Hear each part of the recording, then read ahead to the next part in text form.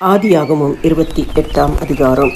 ஈசாக்கு யாக்கோபை அழைத்து அவனை ஆசிர்வதித்து, நீ கானானியருடைய குமாரத்திகளில் பெண் கொள்ளாமல் எழுந்து புறப்பட்டு பதான் அராமில் இருக்கிற உன் தாயினுடைய தகப்பனாகிய பெத்துவேலுடைய வீட்டுக்கு போய் அவ்விடத்தில் உன் தாயின் சகோதரனாகிய லாபானின் குமாரத்திகளுக்குள் பெண் கொள் என்று அவனுக்கு கட்டளையிட்டான். சர்வபலமுள்ள தேவன் உன்னை ஆசிர்வதித்து நீ பல ஜனக்கூட்டமாகும்படி உன்னை பழுகவும் பெருகவும் பண்ணி தேவன் ஆபிரகாமுக்கு கொடுத்ததும் நீ பரதேசியாய் தங்குகிறதுமான தேசத்தை நீ சுதந்திரித்துக் கொள்ளும்படி ஆபிரகாமுக்கு அருளிய ஆசீர்வாதத்தை உனக்கும் உன் சந்ததிக்கும் அருள்வாராக என்று சொல்லி ஈசாக்கு யாக்கோபை அனுப்பிவிட்டான். அப்பொழுது அவன் பதான் அராமில் இருக்கும் சீரியா தேசத்தானாகிய பெத்துவேலுடைய குமாரனும் தனக்கும் ஏசாவுக்கும் தாயாகிய ரெபேக்காளின் சகோதரனுமான லாபானிடத்துக்கு போக புறப்பட்டான்.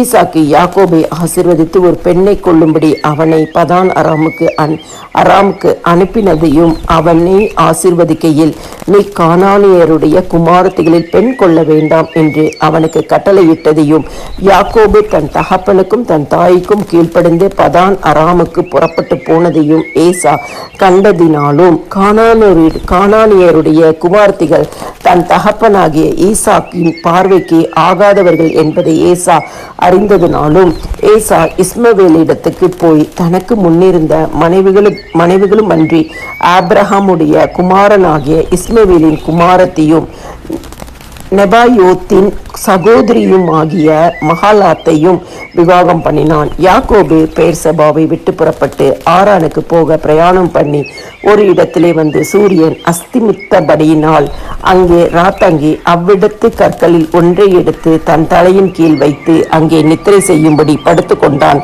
அங்கே அவன் ஒரு சொப்பனம் கண்டான். இதோ, ஒரு ஏணி பூமியிலே வைக்கப்பட்டு இருந்தது. அதன் நுனி வானத்தை எட்டி இருந்தது. அதிலே தேவதூதர் ஏறுகிறவர்களும் இறங்குகிறவர்களுமாய் இருந்தார்கள். அதற்கு மேலாக கர்த்தர் நின்று, நான் உன் தகப்பனாகிய ஆபிரகாமின் தேவனும் ஈசாக்கின் தேவனுமாகிய கர்த்தர், நீ படுத்திருக்கிற பூமியை உனக்கும் உன் சந்ததிக்கும் தருவேன். உன் சந்ததி பூமியின் தூளை போல் இருக்கும். நீ மேற்கேயும் கிழக்கையும் வடக்கையும் தெற்கையும் பரம்புவாய்.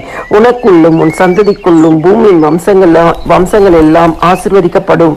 நான் உன்னோடே இருந்து நீ போகிற இடத்தில் எல்லாம் உன்னை காத்து இந்த தேசத்துக்கு உன்னை திரும்பி வர பண்ணுவேன்.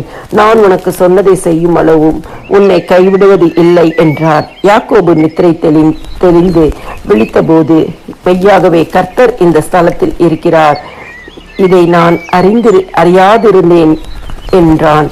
அவன் பயந்து, இந்த ஸ்தலம் எவ்வளவு பயங்கரமாய் இருக்கிறது, இது தேவனுடைய வீடே அல்லாமல் வேறல்ல, இது வானத்தின் வாசல் என்றான். அதிகாலையிலே யாக்கோபு எழுந்து தன் தலையின் கீழ் வைத்திருந்த கல்லை எடுத்து அதை தூணாக நிறுத்தி அதன் மேல் எண்ணெய் வார்த்து அந்த ஸ்தலத்திற்கு பெத்தேல் என்று பெயரிட்டான். அதற்கு முன்னே அவ்வூருக்கு லூஸ் என்னும் பெயர் இருந்தது. அப்பொழுது யாக்கோபு, தேவன் என்னோடே இருந்து நான் போகிற இந்த வழியிலே என்னை காப்பாற்றி உண்ண ஆகாரமும் உடுக்க வஸ்திரமும் எனக்கு தந்து என்னை என் தகப்பன் வீட்டுக்கு சமாதானத்தோடே திரும்பி வர பண்ணுவாரானால் கர்த்தர் எனக்கு தேவனாயிருப்பார். நான் தூணாக நிறுத்தினேன் இந்த கல் தேவனுக்கு வீடாகும். தேவரீர் எனக்கு தரும் எல்லாவற்றிலும் உமக்கு தஸ்மபாகம் செலுத்துவேன் என்று சொல்லி பொருத்தனை பண்ணி கொண்டான்.